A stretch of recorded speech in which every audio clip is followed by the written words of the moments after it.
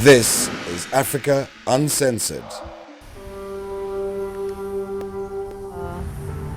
We decided, as members of Kenyans on Twitter, to not be silent about the issue that the victims of the post-election violence are not being given the magnitude of, I don't even know how to put it.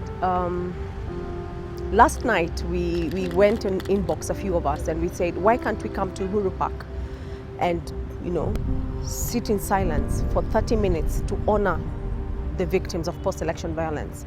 Nobody seems to want to deal with that part of this pre-EV problem. What are we celebrating as a country?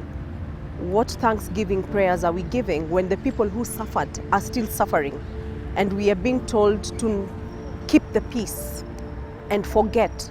Why are we forgetting them? Why did they have to die such anonymous deaths? We are here to reflect very silently, to remember those victims who lie unhonored, unremarked, who are being trampled upon by our political actors who see this as a political game, either to claim victory over their adversaries or to advance their political ambitions. Why are we letting Kenyans die in the name of politics? And this is on both sides of the divide, both Jubilee and CORD. Just because, for instance, we have Raila saying that they're dancing on the graves of victims. Wasn't he the same person last year saying that he will testify on behalf of Ruto?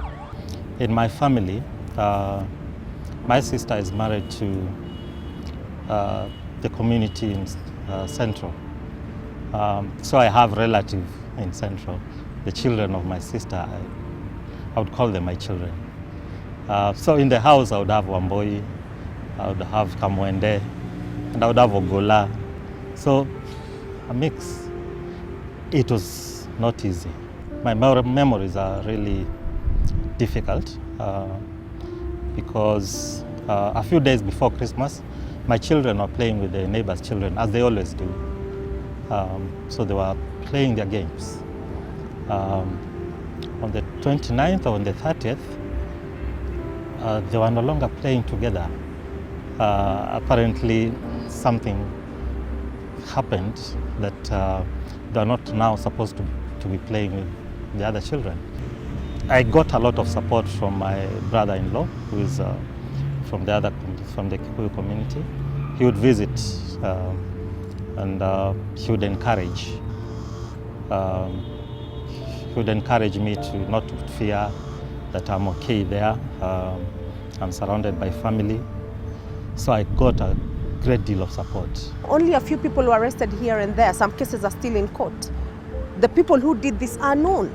But we as a nation are choosing to forget. We are choosing to accept and move on and pretend it didn't happen. But just because it happened to others does not mean it will not happen to us tomorrow. Just because it happened in Rift Valley and those who died there does not mean it will not happen elsewhere tomorrow. We need to confront the truth of the post-election violence, that we need to confront the perpetrators, that we need to bring around a conversation that truly brings reconciliation through finding the truth and serving out justice. It was not easy, because at one point I was so angry that how can these things happen? Yet as I'm saying this, the children walk in, and again I'm confronted with this reality. These are my relatives. So the flip of it is that it is possible not to go to the direction of violence. It's possible to actually have relationships across borders, across ethnic walls. It's happening within families. So what madness overcomes us during elections? Those who live with their wounds, who live in a lot of pain, there are those survivors of rape, survivors of macabre attacks, and the whole country that is in trauma, and that trauma has not been healed at all, and that we go about it in a way that only exacerbates the situation and puts us on a trajectory of more and more bloodshed. Who among the people who organized has been arrested? No one.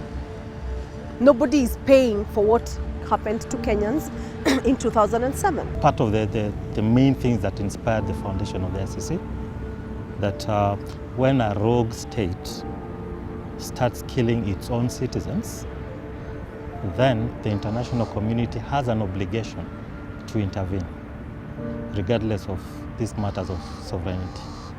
Okay? So for me, it makes a lot of sense. They're politicizing death. Which God is this they're praying to, who is going to bless prayers and people died? Why are we forgetting these people? Why are we allowing ourselves as a nation to forget people died? People were raped, women were raped, children died. Why? Because of politics? Is it worth the loss of Kenyan lives? Politics? It's not. It's not. That might be the way it seems today, but truth be told, however long it takes, it's taken other countries even decades. Others have taken almost a whole century, close to a century, to sort out their issues. We will certainly sort out our Kenyan question.